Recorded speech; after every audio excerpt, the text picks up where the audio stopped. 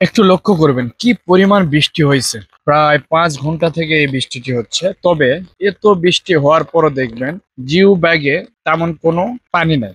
দেখেন ছাদে পানি, দেখেন প্রচুর পানি যাচ্ছে, কিন্তু জিও ব্যাগে যদি আপনাকে দেখায়, জিও ব্যাগের উপরে কোনো পানি আটকে নাই। এটা যদি আপনার ইয়ে হইতো, প্লাস্টিকের টপ হইতো, এটার দেখবেন যে প্লাস্টিকের টপ বা স্টিলের ড্রাম, এগুলোর মধ্যে প্রচুর পরিমাণে বৃষ্টির পানি আটকে থাকে। কিন্তু এগুলোতে যদি আমি একটু দেখাই আপনাদের, এগুলোতে কোনো প্রকারের বৃষ্টির পানি নাই।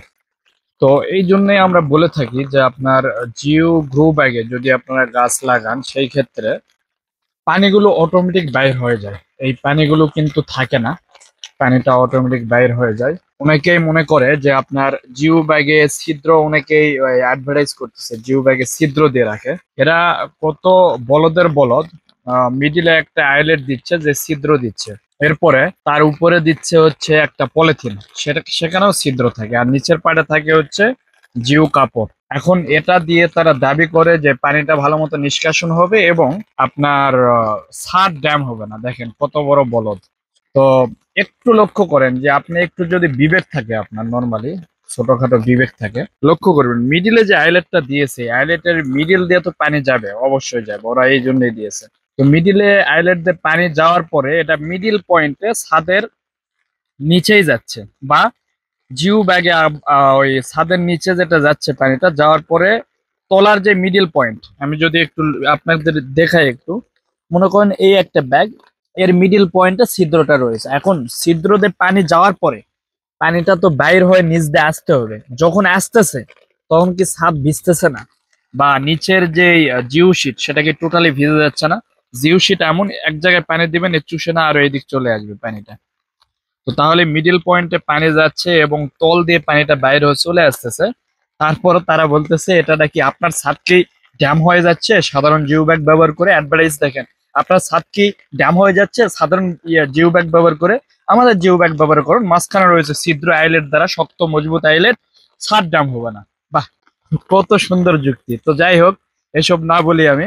তো যে কোনো লজিক বা যে কোনো জিনিস দেওয়ার আগে আসলে একটু যুক্তিটা বৈজ্ঞানিক সঙ্গত হওয়া দরকার, যেন একটা পাগল বাদে অন্য কেউ যেন, একটা কচি বাচ্চাও যেন ভুল না ধরতে পারে, এটা আমাদের খেয়াল করা দরকার।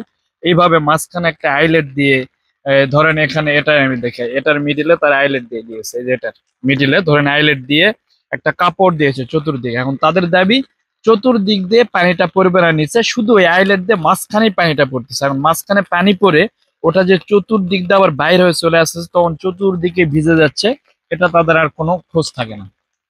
তো যাই হোক, এরপরও যদি আপনারা আবার ইয়ে দেন, এই যে নিচে ইট দেন, তো অল টাইম এই ইটের কারণে কিন্তু ভিতরে ময়লা জমে থাকবে, স্যাঁতসেঁত হয়ে থাকবে। তার কারণে আমরা একটা সমাধান নিয়ে আসছিলাম যে ওয়াটার প্রুফিং, আমাদের যে কেমিক্যালটা রয়েছে এটা ব্যবহার করতে পারেন। আমাদের এগুলো তো ওইভাবে দেওয়া, দেখেন আমরা কোনো ইট দেই নাই এগুলোতে, প্রত্যেকটাই দেখবেন আমাদের কোনো ইট দেয়া নাই। তো ইট দেয়া নাই, এটার কারণটা হচ্ছে নিচে আমাদের ওয়াটার প্রুফিং কেমিক্যালটা আমরা ব্যবহার করছি, দেন তারপরে এই ব্যাগগুলো রাখছি।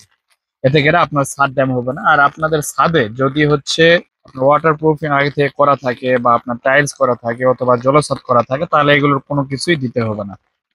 তো আমি আরো একবার ভালো মতো দেখাই নাই, পানি কিন্তু পর্যাপ্ত পানি নামতেছে। কিছুক্ষণ আগে প্রচুর বৃষ্টি হয়েছিল, যার কারণে আমি ভাবলাম একটু দেখাই আপনাদের যে আসলে পানি আটকে থাকে কিনা। আমাদের ব্যাগে কোনো ছিদ্র করা নাই, আমাদের ব্যাগে কোনো ছিদ্র করা নাই, তারপরও কোথাও কোনো পানি আটকে নাই।